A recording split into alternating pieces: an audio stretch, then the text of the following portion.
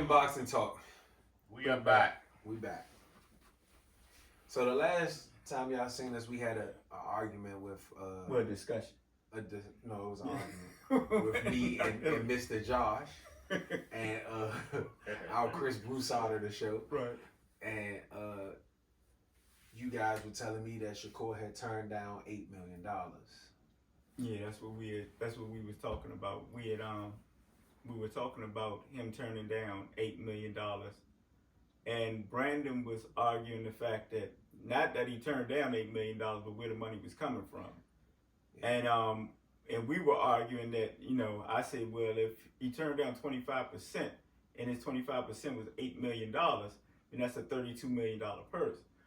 What we should have, or what I thought about afterwards, because when Brandon had Josh pull up what Lomachenko made and Devin Haney made in their last fight,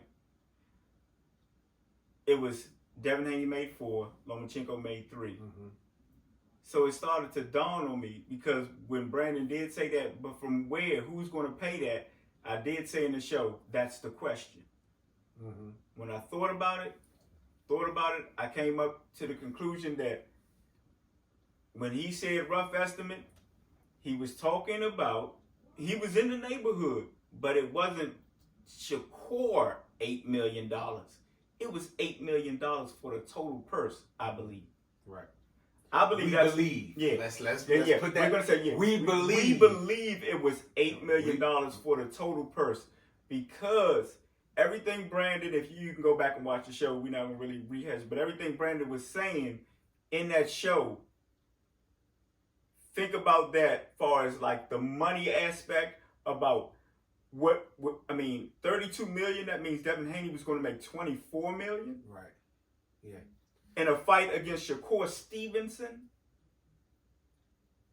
when Shakur's never done pay-per-view, and on pay-per-view you done with arguably somebody who's more known than both of y'all, Lomachenko didn't do too good. Right.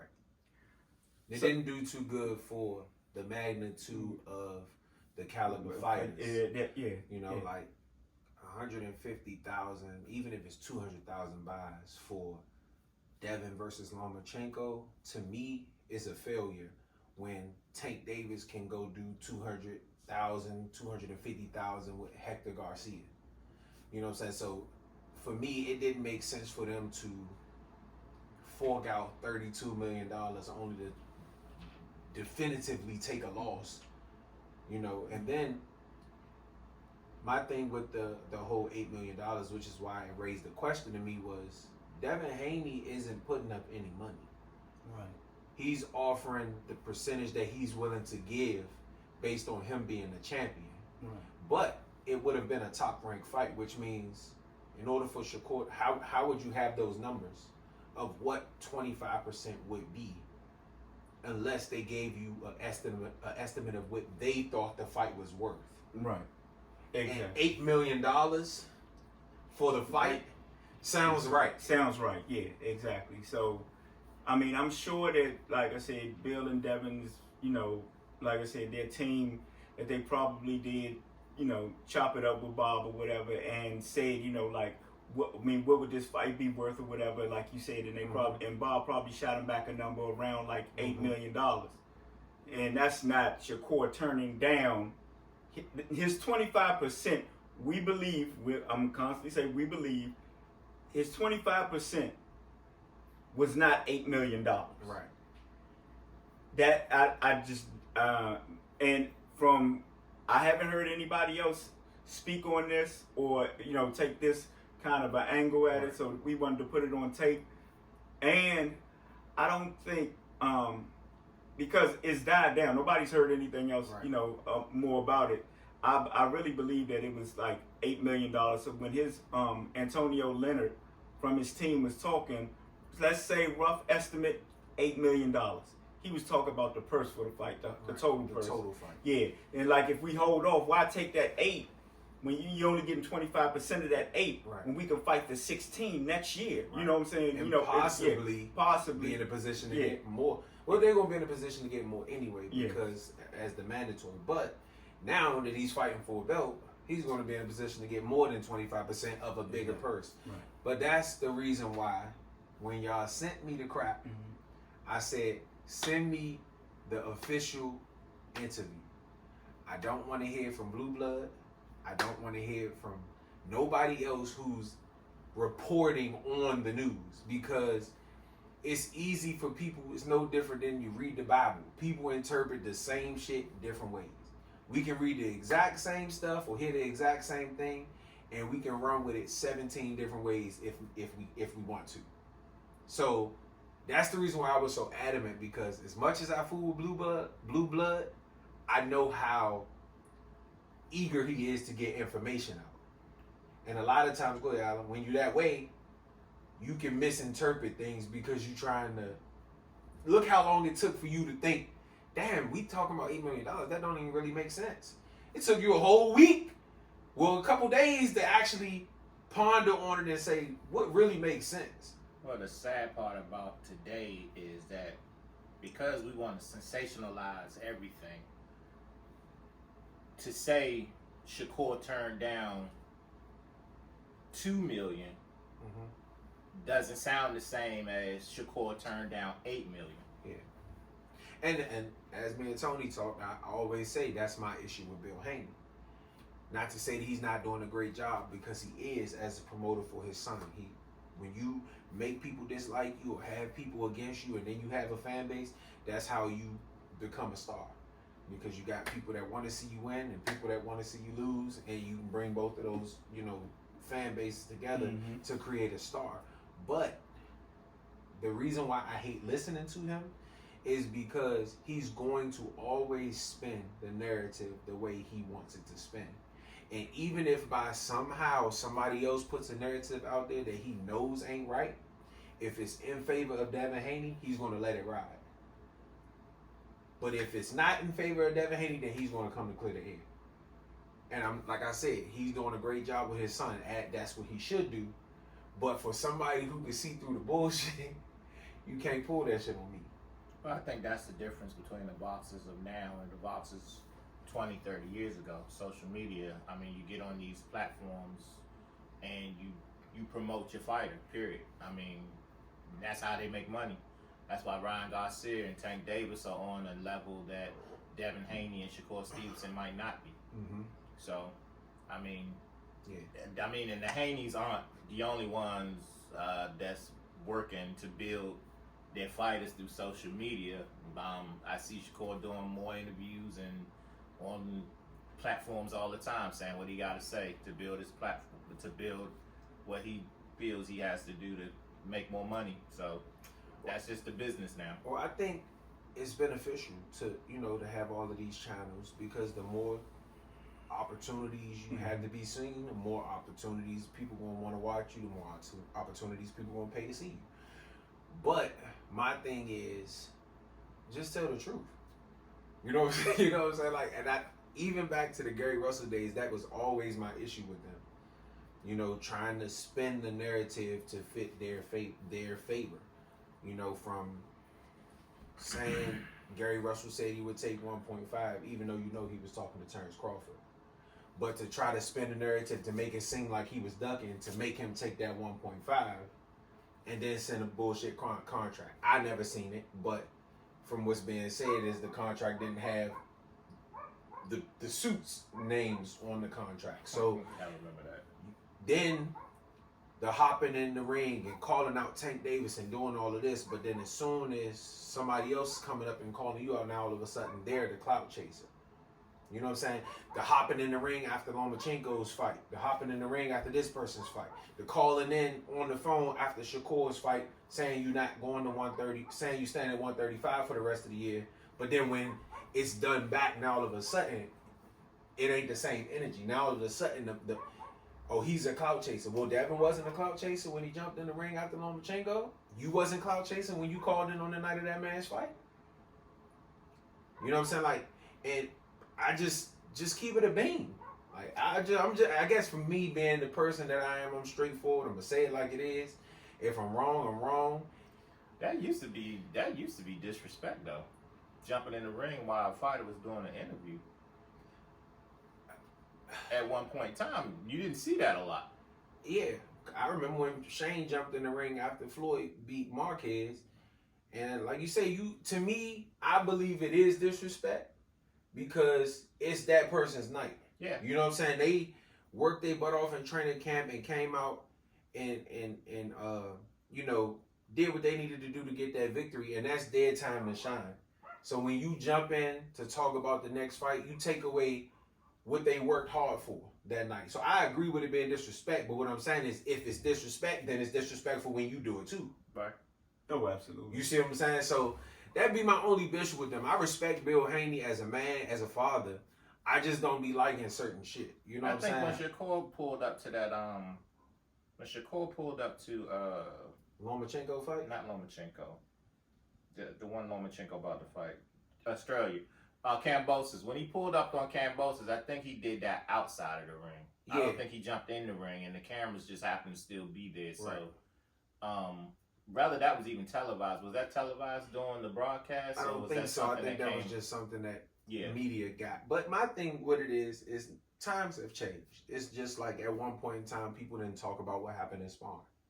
Now they do. Yeah. At one point in time, jumping in the ring after somebody's victory was disrespectful. Now it's a thing that you see on a regular basis. You know what I'm saying? Now it's used to promote the next fight. It used to be at I didn't mean to No, cut you you off. good. It used to be at the press conferences when fighters talked about other fighters. Right. I mean, or confronted other fighters after. Right. You know what I'm saying? The Post press conference. Yeah. Post press conference after the fight is over. You know, you sitting there with the reporters, Right. and you'll have sort of like what Andre Demetrius did. Canelo. Yeah. Yeah. See that's what it used to be like if you had someone call you out. The Yeah. only time you saw people get in the ring is when you already know that if I win, you getting in the ring so we can promote our next fight. Right. Like, That's it. Like Triple it's G like with Canelo. it's actually like an agreement between the fighters, so it's not an argumentative type thing. Right. Yeah. And like I said, I don't think Shakur meant for it to be an argumentative type No, thing. I think saw he just wanted what to. he saw. I didn't mean to cut you Well, off yeah. again, but he saw what he saw from Devin Haney and how they were moving. Right. And like, you know, you jumped in the ring with Lomachenko. You know what I'm saying? You pull up on fighters all the time. Mm-hmm. So when you stepped on my moment, when I moved to 135, okay, fair exchange ain't no robbery. Right. I'm going to come to your fight. We going to see what it is. Right. And then they didn't have anything to say. They get out the ring and they talk about clout chasing. Right. No. Yeah. And I mean, you could make the argument that, of course, like I said, when Devin Haney signed the contract, he knew George Kambosos was going to be, I mean, not George Kambosos, but Lomachenko was going to be his next fight. So they was trying to promote that. But the fact is that you did jump in the ring. Right. And when Shakur got in the ring, he didn't even run up to you. He could have ran up to you like... And he allowed him to finish his interview. Yep. You know what I'm saying? He allowed him to finish his interview. Yep. He allowed Loma to finish his interview. Mm-hmm. And then they talked to him. Yeah. You know, but I don't think it was meant as a sign of disrespect, but I think it's more so one of those things like Bill Haney said, if you call my name 3 times, I'm going to pop up. Mm-hmm. And if you sit up there and jump on my call, whether it was you or your father, and say that you had 135, what do you expect me to say? Oh, well, now I don't want a shot no more? Yeah. No, I mean, like, You know what I'm saying? I was Shakur was under the. I truly believe, and I'm not going to like speak for anybody, but I mean, this came out of his own mouth. Mhm. Shakur, I truly believe that Devin Haney was doing what he's doing right now, Right. moving to 140. Right. So it was no need to really talk about Devin Haney. But when you get somebody to call in, then yeah, the interviewer said Devin Haney. Like I said, the commentators got it right. They said Bill Haney called in. But when you're in that ring and you're getting interviewed and they say, well, Devin Haney called in and said he's not going anywhere for the rest of the year. Well, let's make it happen. Yeah. Okay. So basically, Because I'm here for belts. Exactly. And you're the only So, champion. yeah. So that's pretty much telling me if you decided to call it after my win, and you're the only champion to say That means- you ain't going nowhere the rest of the year, That then means- that means that you're here for me to. That's right. what you want. Exactly. So it That's is what you it want. is. Exactly. You know what I'm saying? But like I said, and even with that, to me, I feel like Bill Haney put themselves in a position that they didn't have to be in because the whole world could look at Devin Haney and see that he had outgrown the weight class. Mm-hmm. You know what I'm saying? Yeah. Like, instead of doing all of that, or I'm at 135 for the rest of the year, or we ain't ducking no smoke from whoever, all he had to do was say, we've satisfied what we set out to do. We took this Loma fight knowing that we probably shouldn't have, and we too big for the weight class, we moving up. Mm-hmm. But to me, I feel like it's one of those things where they don't want to drop the belts at 135, because if they do happen to lose to Regis, then they got somewhere to fall back on. And that way they don't lose whatever leverage they have in the negotiating room. Yeah. Because if he drops his belts and then loses to Regis, he's not a big draw. He got a fan base, but that fan base don't. It's like having a shitload of followers and then you drop something on your Instagram page and don't nobody buy it. Right. Well, you got a lot of people watching you, but what is it translating to revenue? Mm-hmm. And I don't think it's that way with Devin. So the reason why I feel like they want to hold on to those belts is because if he loses to Regis, he has somewhere to go. He still has some type of negotiating power with Tank. Mm-hmm. He still have negotiating power with Shakur. Right. But mark my words, if he beats Regis, he's going to drop the rest of those belts. I'm sure he will. I promise you. Yeah, I believe so too. All right, but we got a little bit off. No, we didn't. That was the topic. And we can actually end this interview and do a different Frank Martin. Do a Frank Martin, okay. So we just wanted to clear up the fact that us being a little smart, we figured out that nobody was spending $32 million on Devin Haney versus Shakur. And Mr. Tony here took some time out because I had stopped thinking about after I gotten Josh's ass last week. And Pause. Pause. Pause. But Jesus, pause. Yeah, you might want to redirect that comment, sir. they know what I mean. Right. I told his ass like I needed to tell him. Right. Tony took some time out and said, you know what? Maybe they were talking about $8 million for the full fight. Yeah. And like you said, when I told him to look up those Devin versus Loma numbers, and the numbers came out to somewhere around 7, it made more sense. Yeah. Which made more sense as to why his team turned down 25%. Yeah, absolutely. So, and like you say, because think about it. Why turn that? Okay, if 25% you was making $8 million, and your team says, well, I mean, we can make double that next year. Now, I mean, ain't nothing wrong with that. $16 million, but you talking about a $64 million purse next year? Right. I mean, total purse for the fight? Nah, man. Yeah.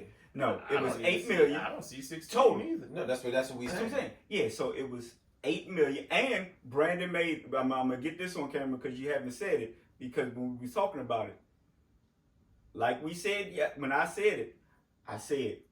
When it said rough estimate, it's around that. Mm-hmm. That doesn't mean it was $8 million. Right. Could have been 6. Could have been 6. Yeah.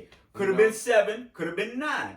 But it was somewhere around. And you also got to take in the fact that they estimating based on the numbers from a previous fight. Yep. So just because they estimated at 8 don't mean it don't come in at 5. Right. You know what I'm saying? Because I don't believe that those guys, as good as they are, translate to ticket sales and pay-per-view. So how do y'all think the two of them, because it's going to take both of them, how do you think they can build this fight up to maybe a $10 million fight? Do what they keep doing. Keep making the fans want to see it. Yeah. Keep talking shit when they know they're not about to fight. Yeah. Keep beating people. Like these 2 fights that they have coming up are perfect fights to set that up. Yep. Devin beating Regis, Shakur beating Frank Martin, which we're gonna talk about next. I think those type of fights to keep building up their resumes and their brands will put them in a bigger bracket. But I still don't see this fight happening until 147 pounds, just to keep it a buck. Because when Shakur moves to 140, Devin is going to do the same thing if he's that guy still. That's true. I mean, and Shakur said he's not moving no time soon. And Shakur, at that point, will be the Terrence Crawford in the situation, because if things goes as planned, he'll be a 26 division champion. He'll be unified at 130. Who knows what he may do at 135. Mm-hmm. But Devin will have the belts at 140. So it'll still be one of those things where, and if neither one of them have jumped into a stratosphere of like Tank or Canelo, where they can fight against whoever and demand whatever they want, then we just want to have the same thing until it get to the point where they need each other. Right. You know what I'm saying? So I still don't see this fight happening until Devin is at 47, Shakur is at 40, and it's nothing left for them to do. Yeah, that's true. But with that being said, Batman, let us know what y'all think in the comments. Yeah, I mean, because this is just an estimate based on previous shit. Yeah, so previous shit. Let us know how y'all feel in the comments. Batman Boxing Talk, we back.